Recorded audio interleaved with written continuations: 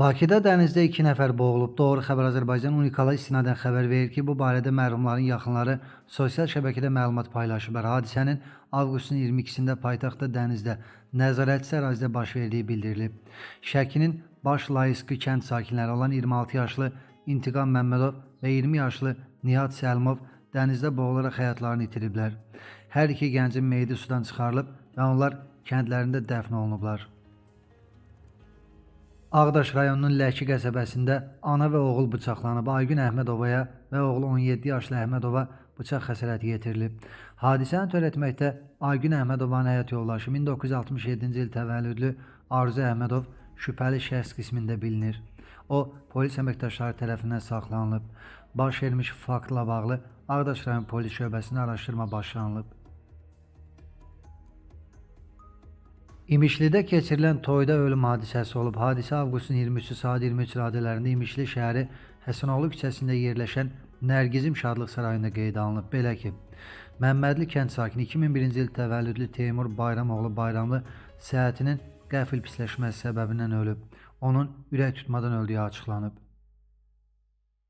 Göyçay rayonunda ölümlə nəticələnən bədbəxt hadisə olub. Hadisə avqustun 22-si saat 22 radələrində Şahsoltanlı kəndində qeydə alınıb. Şərur rayon sakini 1986-cı il təvəllüdlü Abbas Qafaroğlu Babayev qonaq olduğu Laçın Kərimovun evində elektrik cəryanı vurması nəticəsində həyatını itirib.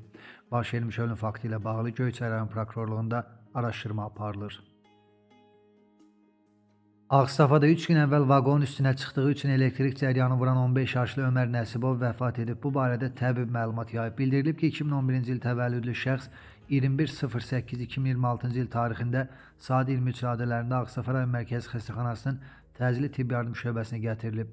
Yanıq xəsarətləri almış şəxsə ilkin tibbi xidmətlər göstərilib və daha ixtisaslı tibbi xidmət almaq üçün Nərimanov tibb mərkəzinin nəzdindəki yanıq mərkəzinə təxliyə olunub, lakin onun həyatını xilas etmək mümkün olmayıb. Belə ki, avqustun 22-si saat 20:10 radələrində onun ölüm faktı qeydə alınıb. Bakıda aptekdə çalışan şəxs iş başında ölüb. Hadisə Sabunçu rayonu Başxanov qəsəbəsində qeydə alınıb. Belə ki, ötən gün saat 3 radələrində Bakı şəhər sakini 1992-ci il təvəllüdlü Orxan Farizoğlu Əliyevin üzərində zorakılıq əlamətləri görünməyən meyidi mühafizəçi işlədiyi Başxanov qəsəbəsi Bünyadov küçəsi köhnə aptek bazada tapılıb. Baş vermiş faktla bağlı araşdırma aparılır. İsraildə Qafqaz mafiyasının rəhbəri hesab edilən 45 yaşlı Rusiyalı Yanis Yuşvayev qətlə yetirilib. Maş Telegram kanalı xəbər verir ki, hadisə Qeysəriyyə şəhərində yerləşən Agenda kafesinin yaxınlığında qeydə alınıb. Kanal yazır ki, pensiyası cildinə girən killer Rusiya mənşəli kriminal avtoriteti puskuda gözləyərək ona atəş açıb. O Yuşvayevi qətlə yetirdikdən sonra onun müşahidçilərinə doğru da bir neçə dəfə atəş açaraq hadisə yerindən uzaqlaşıb.